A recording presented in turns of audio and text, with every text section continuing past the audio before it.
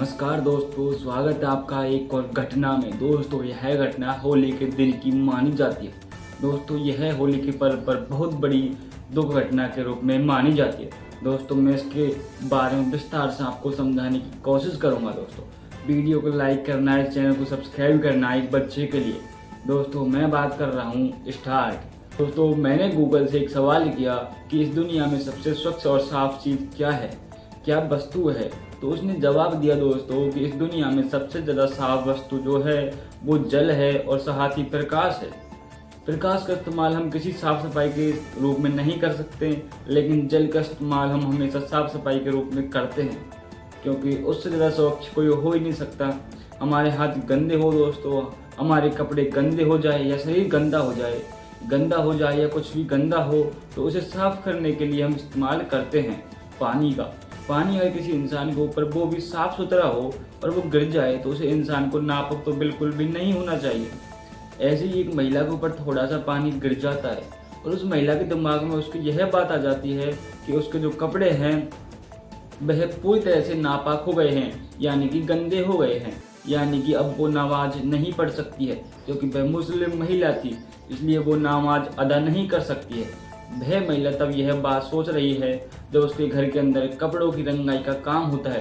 दोस्तों, जब भी वह महिला इस बात को सोच रही है कि मेरे कपड़े रंगे हो गए हैं, और जब कपड़ों की रंगाई का काम होता है तो उससे निकलने वाली छींटें अक्सर कपड़ों पर आ जाती होगी, और जब कपड़ों पर आ जाती होंगी तो शायद जब उसके जहन में यानी उसके दिमाग में, तब उसके दिमाग में यह बात कभी नहीं आती होगी कि उसके कपड़े खराब हो गए हैं, नापाक हो गए हैं, यानी कि दोस्तों गंदे हो गए हैं।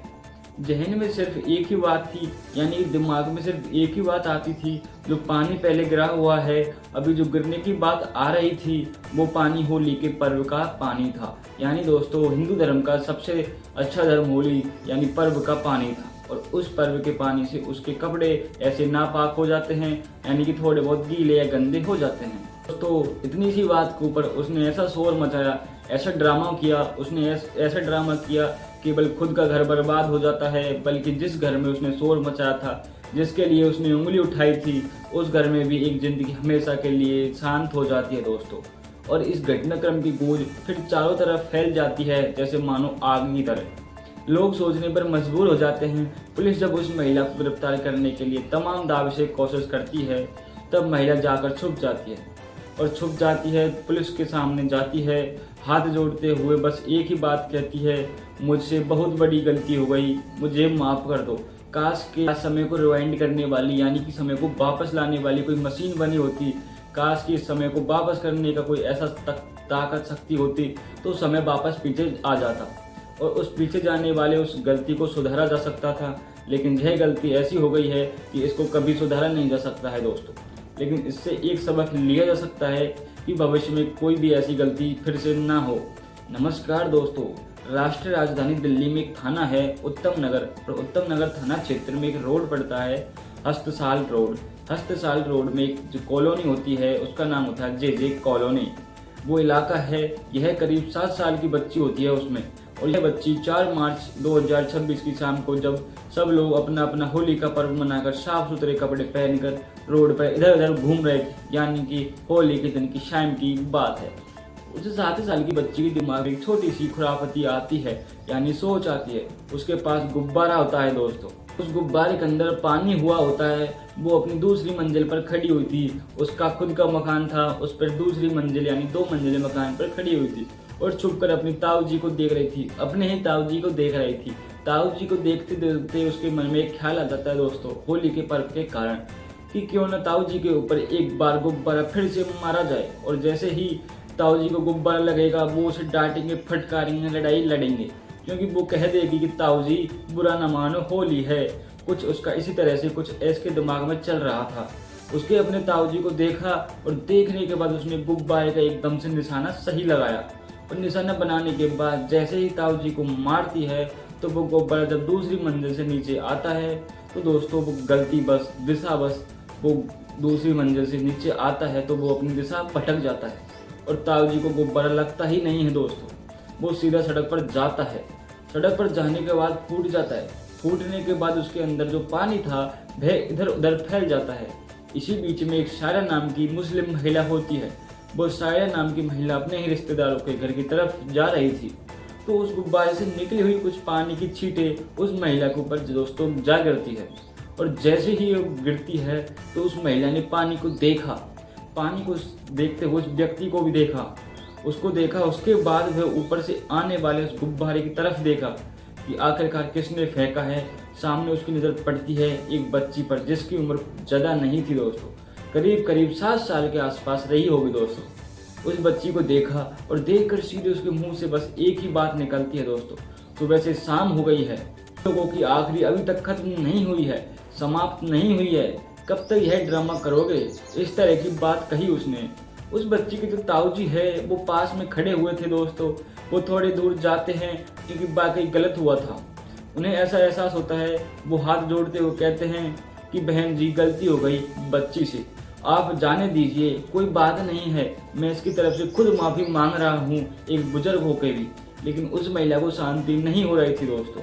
उस महिला के अंदर और भी गुस्सा बढ़ता जा रहा है दोस्तों। जितना बड़बड़ा कर रही थी, जितना बुरा भला वो बोल सकती थी, उतना बुरा भला वो बोलती है। जबकि उस आदमी ने माफ़ी मांगी। इसी बीच में एक आदमी और उस बच्ची के परिवार से ताल्लुक़ रखने वाला शख्स पहुंच जाता है। उसने पूरी बातों को सुना, सुनने के बाद जाना, उसने भी हाथ जोड़ते हुए माफ़ी मांगी कि बहन जी गलती हो गई है, इसके लिए बच्ची को और हम आपके लिए माफ़ी मांग रहे हैं। शायद उसका ध्यान नहीं रहा और वो देख नहीं पाई, इसलिए आपके ऊपर पानी की थोड़ी सी छींटें आ गई है, यानी उसके ऊपर बूंदें जा गिरी। जाते जाते उसने कहा कि मैं कैसे नमाज पढ़ूंगी, मेरे सारे कपड़े खराब हो चुके हैं। इतना कहते ही उसका थोड़ी ही दूर पर घर होता है दोस्तों, जो रिश्तेदारों का घर था उसका घर होता है। वो घर के अंदर प्रवेश कर जाती है। वहाँ जाने के बाद अपना रोना धोना शुरू कर देती है दोस्तों। दूसरी महिला होती है दोस्तों, जिसका नाम है शरीफ होता है। एक महिला थी, उसका नाम है सलमा होता है। साइरस जाकर सलमा से और शरीफ से जाकर ये बात करती है, देखो मैं आ रही थी गली में, मेरे ऊपर गुब्बारा फेंक के मार दिया, सारे कपड़े खराब हो गए हैं, अब मैं नमाज कैसे पढ़ूंगी। अब वैसे भी मरगब का टाइम हो गया है, मुस्लिम धर्म में एक मरगब नाम का समय चलता है, वो टाइम हो गया है। इस तरह की बात उस महिला ने जब शिकायत करना शुरू कर दिया, अब यह बात दोस्तों धीरे धीरे करके परिवार के हर सदस्य तक पहुंच जाती है दोस्तों, और यह भयंकर रूप धारण करती है दोस्तों। वीडियो के माध्यम से आप समझना, और सभी के सब सुन के उस बात को लेकर बड़बड़ाना शुरू कर देते हैं दोस्तों। घर के किसी भी सदस्य ने जिम्मेदारी का परिचय नहीं दिखाया दोस्तों, समझाने की कोशिश नहीं की, कोई बात नहीं है, अगर गुब्बारा गिर भी गया तो क्या हुआ, कपड़े बदलो और उसके बाद फिर से कुछ भी नमाज वगैरह पढ़ सकते हो। लेकिन उस महिला ने जैसे जैसे घर में बोलना शुरू किया, हल्ला करना शुरू किया, वैसे वैसे माहौल उसी की तरफ बनता चला गया दोस्तों। वैसे ही चलता चला गया जैसे वो सोच सकती थी। वैसे भी पुरानी कुछ बातें थी, वह दिमाग में जहन में कूद रही थी, यानी दिमाग में आ रही थी, बार बार घूम रही थी। उन बातों को भी याद किया जा सकता है, और जब याद किया जा रहा था, क्योंकि पहली बार कोई किसी से नाराज नहीं हो सकता इतने भयंकर रूप में, यानी कि पानी की कुछ बूंदों से दिमाग में कुछ ना कुछ तो लोचा चल रही रहा था। और इसी बात को देखते हुए परिवार के सब सदस्य आपस में बातचीत करते करते, यानी रात के 10:30 बजे के आसपास का वक्त हो जाता है, और वो जोर जोर से चीखना चिल्लाना इस तरह से कर रहे थे। सामने वाले समझ ही गए थे कि हाँ यार, कहीं घर में कहीं कोई तो बवाल न हो जाए, बात न बन जाए। फिर यहाँ से एक तरह का जैसे युद्ध होता है, तांडव हो जाता है दोस्तों।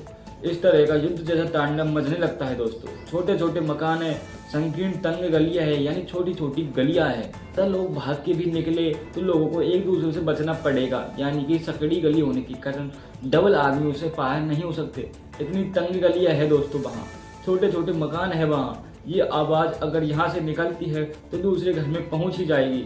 एक दूसरे घरों में यह भी आवाज़ होने लगता है, महसूस होता है कि हो न हो यहाँ पर आज कुछ झगड़ा बन सकता है, खतरनाक बाला, कुछ बात खराब हो सकती है। जैसा सोच रहे थे ठीक वैसा ही हो जाता है दोस्तों। रात के 10:30 बजे के आसपास दोनों परिवार वाले आमने सामने आ जाते हैं दोस्तों, और जब आमने सामने आ जाते हैं तो टकराव की स्थिति पैदा तो होनी है दोस्तों, और मारपीट होना शुरू हो जाती है। परिवार के लोग बार बार उस बच्ची के लोग यह कहने लग रहे हैं, हम तो पहले ही आपसे माफ़ी मांग चुके हैं, सॉरी बोल चुके हैं, आप कोई भी लड़ाई झगड़ा बढ़ाना नहीं चाहते हैं हम, इसलिए आप अपना काम करो और हम अपना काम कर रहे हैं। इस तरह की बात थी। उन्होंने देखा कि कहीं झगड़ा बढ़ न जाए, सीधा अपने अपने घरों की तरफ चले जाते हैं और अपने घरों के दरवाजे बंद करके कुंडी लगा जाते हैं। इसके बाद फिर सामने वाला जितना बोलता था बोल देता था, कह रहा था, गाली भी चल रही थी। रात के 11 बजते हैं तो इस घर का एक लड़का होता है जिसका नाम होता है दोस्तों तरुण। तरुण अपने दोस्तों के साथ होली वगैरह खेल के आया था। रात के लगभग 11 बज चुके थे। बुलेट मोटरसाइकिल से हैंडसम वो लड़का जिम वगैरह करता है दोस्तों, बहुत सुंदर से वो आता है। उसको अभी तक इस घर के अंदर क्या हुआ है था उसको अभी तक ये भी पता नहीं कि गुब्बारा गिरने से लेकर जो बवाल मच रहा है वो कितना बढ़ चुका है दोस्तों। तो वो आने के बाद आके यही जानने की कोशिश किया करता है कि क्या बात है, कैसे शोर मच रहा है। उसका बस इतना ही कसूर था। उसके बाद फिर वो लोग पहले से ही एक तरह की गोलबंदी किए हुए थे। आपस में जो अपने 5 या 6 7 घर होते हैं सभी लोग धीरे धीरे करके इकट्ठा हो चुके थे।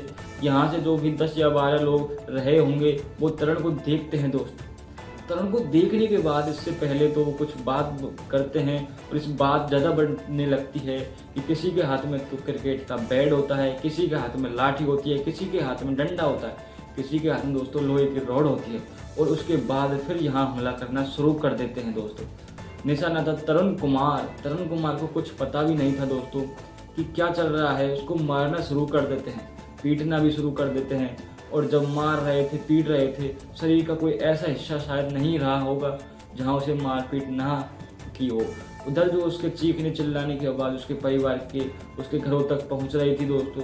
उन्होंने जैसे ही अपने दरवाजे खोलने की कोशिश की, क्योंकि उन्होंने दरवाजा खुद से बंद किया हुआ था, उन्होंने अंदर से कुंडी लगाई हुई थी।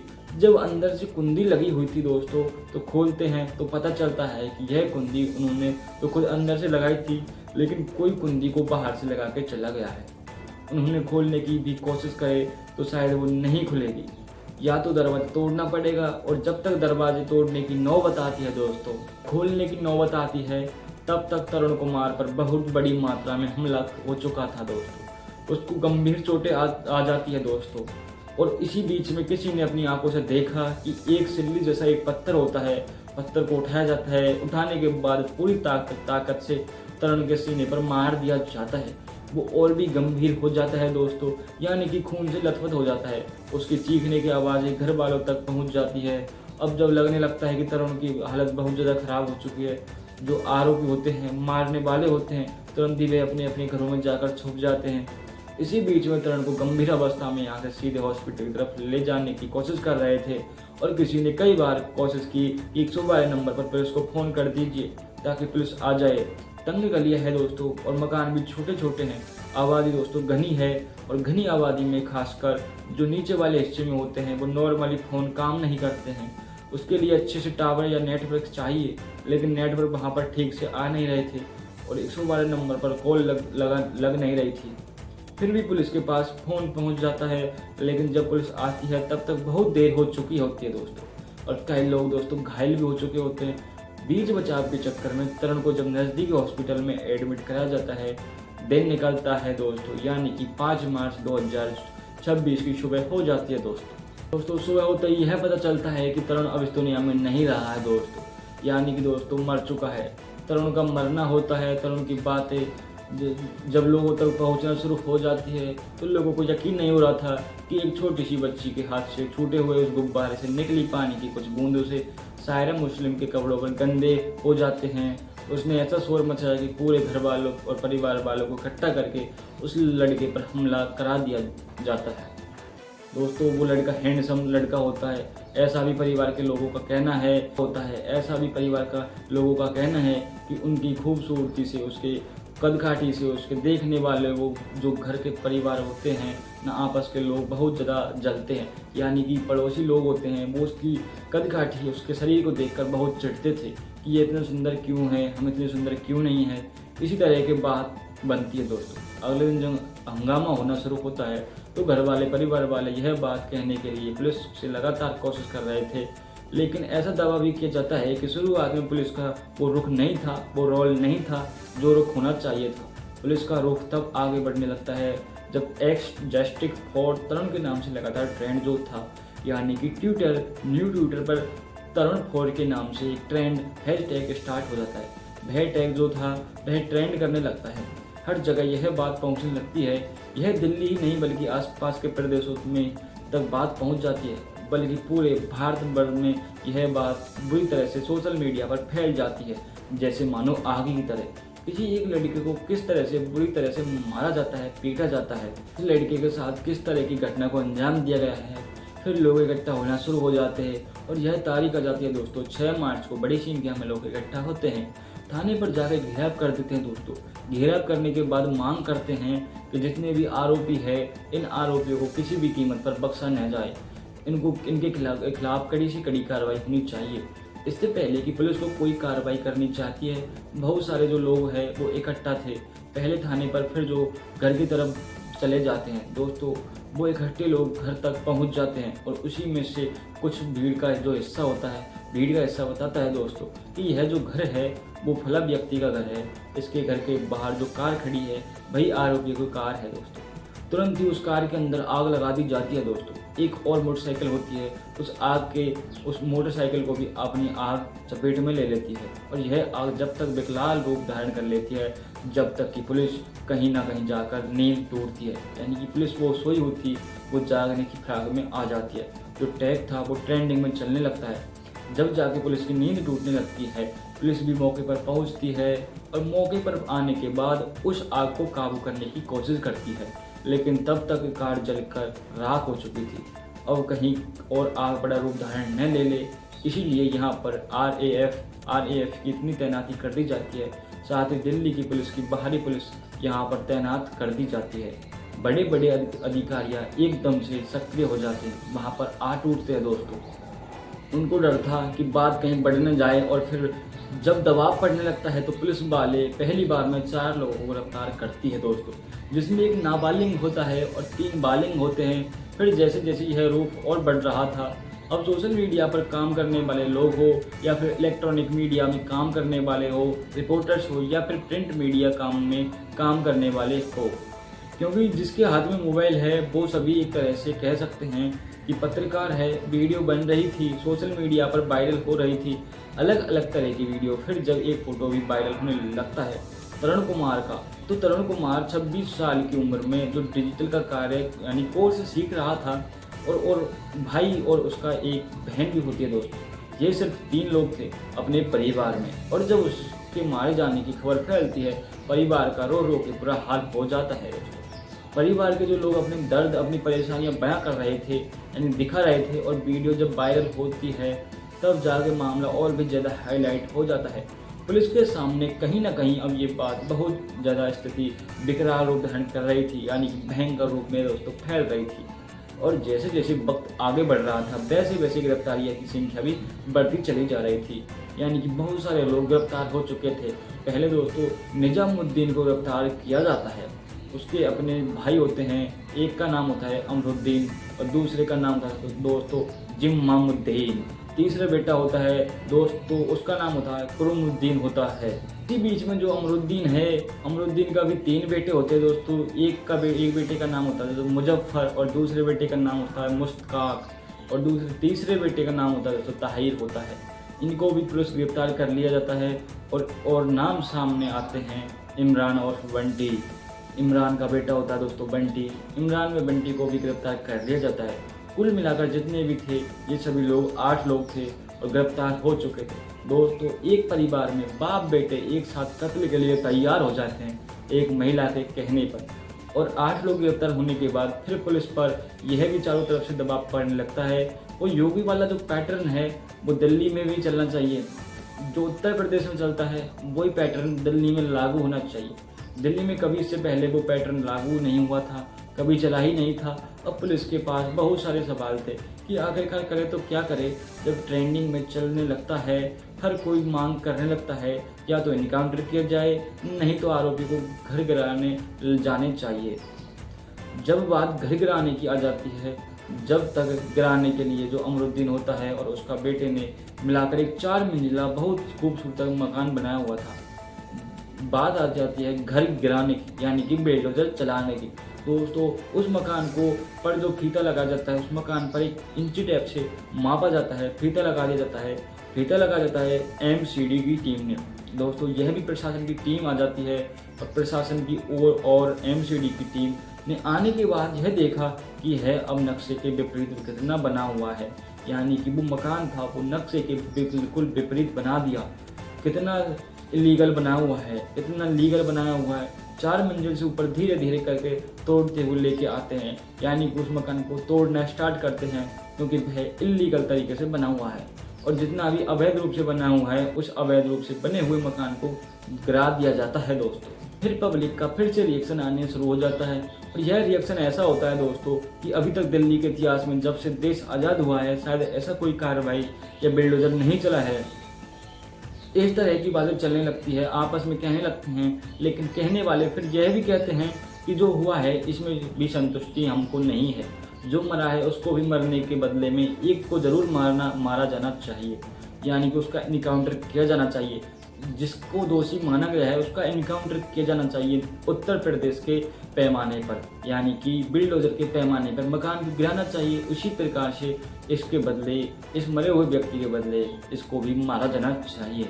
लेकिन पुलिस के हाथ तो कानून से बंधे हुए होते हैं दोस्तों, एमसीडी के हाथ भी कानून से बंधे हुए हैं। एमसीडी से जब कुछ मीडिया वाले सवाल करना शुरू करते हैं तो उन्होंने कहा कि अगले 2-3 महीने के बाद साफ सफाई होगी, यानी नालों की साफ सफाई होगी। और उन्होंने जो अतिक्रमण कर रखा था उस अतिक्रमण के तहत हमने कार्रवाई की है, यानी उन्होंने एक तरह से बचाव करते हुए इस बात को करना शुरू कर दिया। हर कोई यही जानना चाहता है कि क्या हुआ है क्या नहीं हुआ है। गुब्बारे की बात निकली है और कितना बड़ा रूप धारण कर लेगी।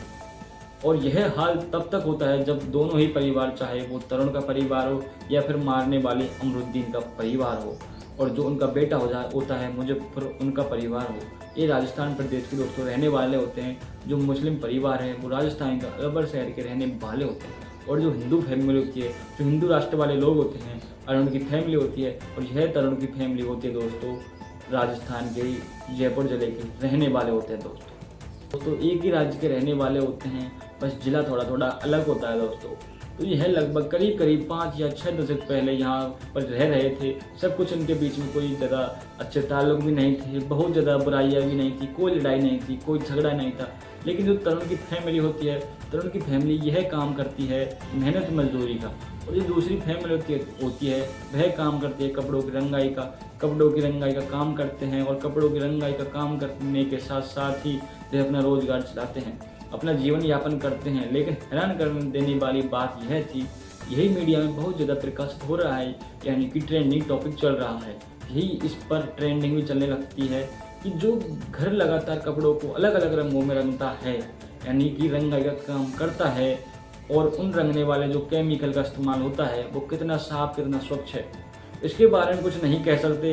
लेकिन गुब्बारे से निकला हुआ पानी जो होली पर्व का हिंदू धर्म का सबसे स्वच्छ त्योहार माना जाता है, उसका पानी वो इतना गंदे कैसा हो सकता है दोस्तों। जो किसी इंसान के कपड़े को या उसके नापाक कर सकता है, यानी उसे गंदा कर सकता है, जिससे वो नमाज अदा नहीं कर पाए।